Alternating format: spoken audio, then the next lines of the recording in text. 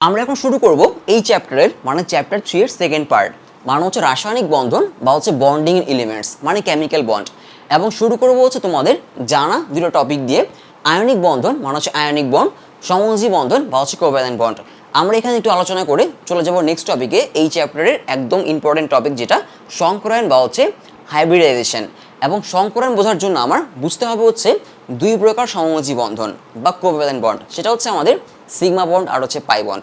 তো আমরা শুরু করবো হচ্ছে আয়নিক বন্ধন দিয়ে তোমাদের জানা টপিক আয়নিক বন্ধনের মধ্যে বা হচ্ছে আয়নিক বন্ডের মধ্যে আমরা আসলে নতুন কিছু বলবো না কিন্তু সমযোজী বন্ধনের মধ্যে আমরা কিছু নতুন টপিক আলোচনা করব তার মধ্যে থাকবে হচ্ছে আমাদের সিগমা বন্ড আর হচ্ছে পাই বন্ড। তাহলে আমরা শুরু করবো হচ্ছে আয়নিক বন্ড দিয়ে। আয়নিক বন্ড আমরা মোটামুটি জানি যে আয়নিক বন্ড আসলে কাদের মধ্যে হয়। আয়নিক বন্ড হয় হচ্ছে মেটাল প্লাস হচ্ছে নন মেটালের মধ্যে, মেটাল প্লাস হচ্ছে নন মেটাল, তাই না? মেটাল প্লাস হচ্ছে নন মেটাল। তো মেটাল কি করে? মেটাল হচ্ছে ইলেকট্রন ডোনেট করে বা ইলেকট্রন দান করে, আর নন মেটাল হচ্ছে ইলেকট্রন রিসিভ করে, তাই না? ইলেকট্রন ডোনেট আর ইলেকট্রন রিসিভের মাধ্যমে মানে দান আর হচ্ছে গ্রহণের মাধ্যমে আয়নিক বন্ড বা হচ্ছে আয়নিক বন্ধন তৈরি হয়। তো আমরা হচ্ছে যদি একটা এক্সাম্পল নিই, খুবই সিম্পল এক্সাম্পল, তোমাদের ক্লাস 9-10 থেকে তোমরা শিখে আসছো যে NaCl, তাই না? NaCl এটা কীভাবে তৈরি হবে যে Na হচ্ছে কত? Na হচ্ছে 11। তো আমরা যদি এটাকে ইলেকট্রনিক কনফিগারেশন লিখি 1s2 2s2 এটা হবে 2p6 তারপর হচ্ছে 3s1। তো তার কি লাস্ট শেল কোনটা? তার লাস্ট শেল কিন্তু 3s1, তাই না? 3s1 last shell. আবার যদি ক্লোরিনে আসি, ক্লোরিন 17, ক্লোরিন হবে হচ্ছে 17 যেহেতু তার মানে 287 মানে লাস্ট শেলে একটা কম আছে। So 1s2 2s2 2p6 3s2 3p5 এটা 3p5 আমরা লিখতে পারি হচ্ছে এইভাবে যে 3px 3py 3pz 1 2 3 4 5। তো তার লাস্ট শেলে হচ্ছে একটা অযুগ্ম অরবিটাল, এটাকে বলে অযুগ্ম অরবিটাল মানে যেই অরবিটালে একটা ইলেকট্রন থাকে সেটাকে অযুগ্ম অরবিটাল বলে, মানে হচ্ছে আনপেয়ার্ড ইলেকট্রন একটা অরবিটাল আর কি। এবং এই যে অরবিটাল তারাই আসলে যে কোনো বন্ড তৈরিতে কাজ করে আর কি। তো যারা যেসব অরবিটালে থাকে দুইটা ইলেকট্রন তারাও বন্ড তৈরিতে কাজ করে, সেটা অন্য ধরনের বন্ড মানে সেটাকে কোঅর্ডিনেশন বন্ড বলে। কিন্তু নর্মালি আনপেয়ার্ড ইলেকট্রন যারা যেখানে থাকে তারাই আসলে বন্ড তৈরি করে, কোভ্যালেন্ট বন্ড আয়নিক বন্ড। তো যেটা হবে যে ক্লোরিনের লাস্ট শেল কোনটা? এটা হচ্ছে ক্লোরিনের লাস্ট শেল, তাই না? তার লাস্ট শেলে হচ্ছে কয়টা ইলেকট্রন? 7টা। খেয়াল করে দেখো এখানে 2টা আর এখানে 5টা, 7টা মানে অক্টেট ফিল আপ হতে তার কি 2 8 7 একটা ইলেকট্রন লাগে, তাই না? তো সোডিয়াম যেটা করবে, এটা যদি সোডিয়াম হয়, সোডিয়ামের লাস্ট শেলে কয়টা ইলেকট্রন? তার লাস্ট শেলে হচ্ছে একটাই ইলেকট্রন তার লাস্ট শেলে। আর ক্লোরিন তার লাস্ট শেলে কয়টা ইলেকট্রন? তার লাস্ট শেলে হচ্ছে আমাদের 1 2 3 4 5 6 এই 7টা ইলেকট্রন, তাই না?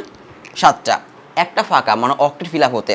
তো যেটা হবে এই সোডিয়াম তাকে একটা ইলেকট্রন দিলে যেটা হবে সোডিয়ামের এখন অক্টেট হয়ে যাবে, কারণ এখন তার হয়ে যাবে 2 8। ক্লাস 9-10 তোমরা এগুলো অনেক পড়েছ। তো সোডিয়াম এখন হয়ে যাবে অক্টেট মানে 2 8, আর ক্লোরিন তারও এখন অক্টেট ফিল আপ হয়ে যাবে। তার মানে কি হয়ে গেল? দুজনেরই অক্টেট ফিল আপ হয়ে গেল, আর সোডিয়াম একটা ইলেকট্রন ডোনেট করে কি হয়ে গেল? Na plus. আর ক্লোরিনের কি হয়ে গেল? তারও অক্টেট হবে 1 2 3 4 5 6 7 8, আর সে হয়ে গেল মাইনাস মানে Na plus Cl minus.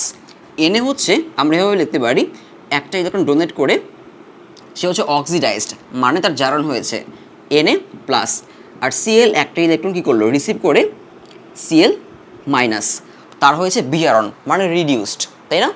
So এখানে সোডিয়াম হচ্ছে একটা বিজারক মানে হচ্ছে রিডিউসিং এজেন্ট, আর Cl হচ্ছে একটা অক্সিডাইজিং এজেন্ট। তো Cl হচ্ছে Na কে অক্সিডাইজ করেছে আর কি, সো NaCl। তো আশা করি তোমরা এটা পারবা যে ম্যাগনেসিয়াম আর হচ্ছে অক্সিজেন। ম্যাগনেসিয়াম আমাদের কত? ম্যাগনেসিয়াম হচ্ছে 12, তাই না? আমি ইলেকট্রনিক কনফিগারেশন দেখাবো না, এটা হচ্ছে আসলে 2 8 2 মানে তার লাস্ট শেলে 2টা ইলেকট্রন। আর এই যে ম্যাগনেসিয়াম হচ্ছে একটা মেটাল, তো মেটাল হচ্ছে ইলেকট্রন কী করে? ডোনেট করে। ওর সাথে যদি আমি একটা অক্সিজেন নেই তার কত? 8, তাহলে হবে হচ্ছে 2 6। তো অক্সিজেন তার লাস্ট শেলে 2টা ইলেকট্রন কম থাকে, তো যেটা হবে ধরো এটা ম্যাগনেসিয়াম কত থাকবে? তার লাস্ট শেলে 2টা ইলেকট্রন বেশি থাকবে, আর এটা যদি আমি অক্সিজেন নেই, তার লাস্ট শেলে কি, তার লাস্ট শেলে 2টা ইলেকট্রন কম, 1 2 3 4 5 6, 2টা ইলেকট্রন কম। তো ম্যাগনেসিয়াম যেটা করবে, অক্সিজেনকে ইলেকট্রন দিয়ে দিবে। কয়টা দিবে? 2টা ইলেকট্রন দিয়ে দিবে। দিয়ে কী হবে তাহলে, ম্যাগনেসিয়াম হয়ে যাবে আমাদের 2+, 2টা ইলেকট্রন ডোনেট করে 2+, আর অক্সিজেন 2টা ইলেকট্রন রিসিভ করে কত হবে, -2 বা 2-, মানে MgO। ক্লিয়ার? MgO একটা আয়নিক বন্ড। তো এটাই হচ্ছে আয়নিক বন্ড। নর্মালি মেটাল হচ্ছে ইলেকট্রন দিয়ে দেয়, আর নন মেটাল হচ্ছে কী করে, ইলেকট্রন নিয়ে নেয়। যেমন আমরা বলতে পারি যে, আরেকটা যদি এক্সাম্পল নেই, যেমন হচ্ছে এটা একটা এক্সাম্পল গেল, আরেকটা যদি আমরা নেই, যেমন হচ্ছে AlCl3, কী নিতে পারি, AlCl3। এটা একটু খেয়াল করো, এতক্ষণ ছিল একটা একটা, তাই না? এবার কিন্তু একটার সাথে 3টা। অ্যালুমিনিয়াম সে হচ্ছে 13, অ্যালুমিনিয়াম কত, 13, মানে হচ্ছে 283। তার মানে অ্যালুমিনিয়ামের লাস্ট শেলে কয়টা ইলেকট্রন, 3টা ইলেকট্রন। আমি এখানে একটা অ্যালুমিনিয়াম আঁকি, একটা অ্যালুমিনিয়াম, তার লাস্ট শেলে 3টা ইলেকট্রন আছে, 1টা 2টা 3টা, 283। তো সে কী করবে, 3টে ইলেকট্রন দিয়ে দিবে। আর আমি যদি একটা ক্লোরিনকে এখানে ইলেকট্রনিক কনফিগারেশন দেখি, ক্লোরিন সে কত, 17, তো হচ্ছে 287। তো ক্লোরিন লাস্টে লিখি একটা ইলেকট্রন কম। তো আমি যদি এখানে একটা ক্লোরিনকে নিয়ে আসি, সাপোজ ধরো এখানে একটা ক্লোরিন, তার লাস্টে লিখি একটা ইলেকট্রন কম থাকবে, 1 2 3 4 5 6 এই 7, তাই না? তো এই ক্লোরিন তার লাস্ট শেলে হচ্ছে একটা ইলেকট্রন কম। এখন সে কিন্তু অ্যালুমিনিয়াম থেকে মাত্র একটা ইলেকট্রন রিসিভ করতে পারবে, তাই না? সে অ্যালুমিনিয়াম থেকে একটা ইলেকট্রন রিসিভ করলো, তাই না? তো অ্যালুমিনিয়াম কিন্তু এখনও স্টিল নাও তার 2টো ইলেকট্রন বাড়তি আছে। তো এই 2টো ইলেকট্রন নেওয়ার জন্য আরও ক্লোরিন আসবে। এখানে আমি আরেকটা ক্লোরিন আঁকলাম, এখানে আরেকটা ক্লোরিন, এবং এই প্রত্যেকটা ক্লোরিনে লাস্ট শেলে কয়টা করে ইলেকট্রন আছে, 1 2 3 4 5 6 7, 1 2 3 4 5 6 7। তো যেটা হবে, অ্যালুমিনিয়াম তার বাকি 2টো ইলেকট্রন একটা এখানে দিবে, একটা এখানে দিবে। তার মানে অ্যালুমিনিয়াম হবে কত, অ্যালুমিনিয়াম হবে আমাদের 3+, অ্যালুমিনিয়াম 3+, আর ক্লোরিন হবে হচ্ছে মাইনাস। মানে প্রত্যেকটা ক্লোরিন হচ্ছে মাইনাস, তাই না? তাহলে ক্লোরিন কয়টা, 3টা। তো 3টা ক্লোরিন মিলে -3, অ্যালুমিনিয়াম +3, আর 3টা ক্লোরিন মিলে -3, তার মানে AlCl3। মানে একটা অ্যালুমিনিয়ামের সাথে 3টা ক্লোরিন আয়নিক বন্ড তৈরি করলো। ক্লিয়ার? সো আয়নিক বন্ড হচ্ছে আমাদের হয় মেটাল আর হচ্ছে নন মেটালের মধ্যে। মেটাল ইলেকট্রন ডোনেট করে, আর নন মেটাল কী করে, ইলেকট্রন রিসিভ করে। তো মোটামুটি এই ছিল আমাদের আয়নিক বন্ড। তোমাদের জানা টপিকই ছিল এটা। এবার চলে যাবো হচ্ছে আমার সমযোজী বন্ধন, এবং এখানে আমরা কিছু নতুন টপিক পড়ব। তার মধ্যে খুবই গুরুত্বপূর্ণ হবে হচ্ছে আমাদের সিগমা বন্ড আর হচ্ছে পাই বন্ড, তাই না? আমরা কি জানি সমযোজী বন্ধন কীভাবে তৈরি হয়, ইলেকট্রন শেয়ারের মাধ্যমে হয়। এবং সমযোজী বন্ধন বা কোভ্যালেন্ট বন্ড হয় হচ্ছে 2টা নন মেটাল মানে অধাতুর মধ্যে, যাদের লাস্ট শেলে কী থাকে, ইলেকট্রন কম থাকে, এবং কেউই আসলে কী করবে না, ইলেকট্রন দিবে না।